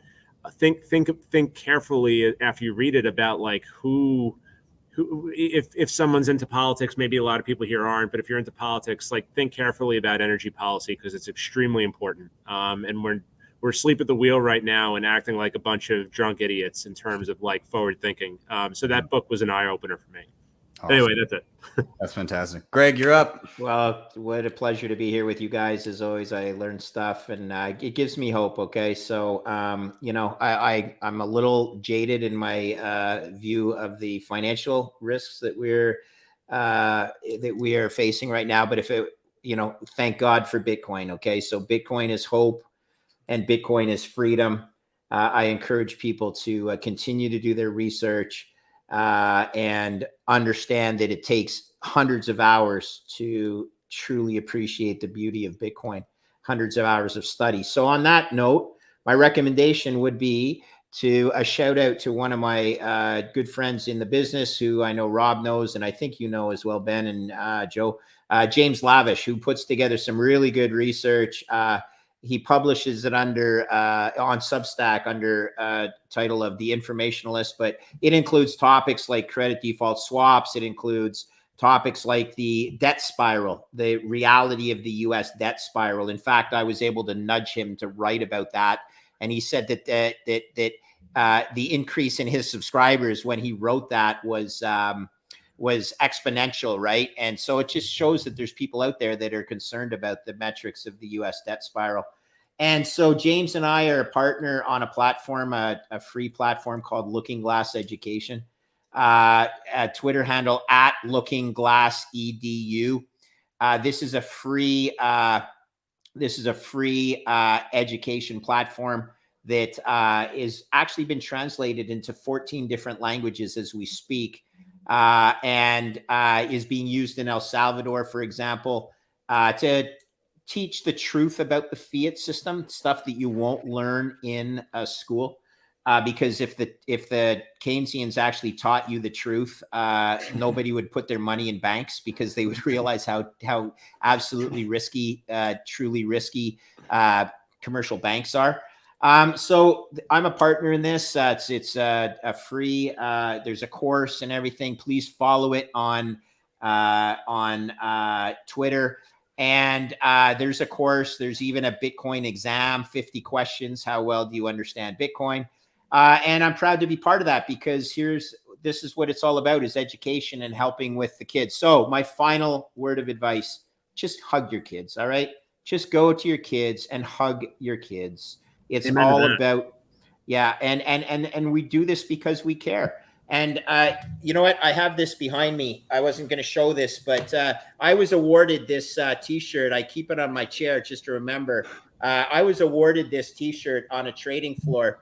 Can you see what it says? World's worst trader. I'm the world's worst trader. Okay. And so I don't try. And in fact, I'm not that bad, because I know when to cut my losers and harvest, and hold my winners. But don't try and outthink yourself here. Okay. Dollar cost average into Bitcoin. If you own 0 Bitcoin, I'm afraid you are taking an extreme amount of risk relative to having a proper portfolio allocation. You decide what that allocation is. It's got to be greater than 0. And if it's even as low as 2 or 3% of your overall net worth, that 2 or 3% could literally create the insurance and the generational wealth that you may well lose on the other 97% of your portfolio, because the fiat system goes kaboom. Mm-hmm. I'm not wanting that to happen. I'm telling you, though, that the risks of that happening are extreme right now, because we have a drunk driver in the world's most important risk chair, which is the Federal Reserve. It is shameful, the lack of intellectual integrity and the abundance of intellectual laziness in that risk chair is risking our children's future, and I am not going to stand up for it. So, Luke Roman, congrats on calling out the fiat Ponzi. Jamie Dimon, you are a shameful father. Okay, I hate to say it, man, but you are a shameful father. Do your research. Let's understand that there is hope, there is freedom. It's called Bitcoin. Thanks for having me. Send the hate mail to Ben Sessions. I get enough hate mail. You Jamie Dimon supporters out there. Okay. Thank you so much. See you guys. Awesome. Gentlemen, thank you so much for being here. I really appreciate it. This is a lot of fun, and you are all welcome back anytime. Have a great night. Thank you, guys. Be well, talking everybody. to you. Thank you. Take it easy, guys. Cheers. Awesome. Everybody watching, thank you so much for being here. I hope you had a blast. Seemed like the comment section was going wild there. Very, very happy to see your questions, comments, and everything. As always, like, subscribe, share, all those things, super important. They really help get this content out in front of more eyeballs, and that's very important. Thank you so much for everybody that does that on the regular. I do see it. I do appreciate it. Thank you to those that stream sats and boost and all that kind of stuff and drop tips and everything. Again, huge thank yous all around. Now, a couple quick things. Of course, if you want to help the show in another way, you can hit up the previously mentioned sponsors down below. CoinKite, Shakepay, LEDN, BitRefill, BillFodl. They're all down here. All of the gentlemen that were on the show, their Twitter handles are linked below, so follow them all. They're awesome. If you aren't already following them, then you should be. Again, a quick reminder, I'm going to be in North Carolina on Friday, October 21st, running a cold card deep dive, which will be a preface to HODLWeen, which is going to be a lot of fun. You can go to hodlween.party for that event. But if you want to come to the cold card workshop, btcsessions.ca/events, the same event will be happening in LA following Pacific Bitcoin. So Pacific Bitcoin goes Thursday, Friday on the 10th and 11th. I'm going to be doing it on Saturday, November 12th in the afternoon, so you can sleep in after that party on Friday night, and you can hit up and sharpen your cold card skills. Expect to walk out of there being an expert by the end of it. But anyways, only 15 spots per event available, 15 tickets only, so that I can make sure that the quality of instruction is top notch and I can get to everybody. So yeah, check those out, btcsessions.ca/events, or if you want to help me out, share those to anybody that you know that is in Charlotte or LA or will be for those events. That would be hugely helpful. Awesome. And finally, if you really liked what you saw, you can drop a tip at my Strike page, strike.me/BTC sessions. Get there, type in any amount you want, hit the tip button. You will see a Lightning invoice, or if you tap to the right, a regular Bitcoin QR code. With that, I am out. Have yourselves a wonderful day or evening. I'll see you guys next time for your daily session.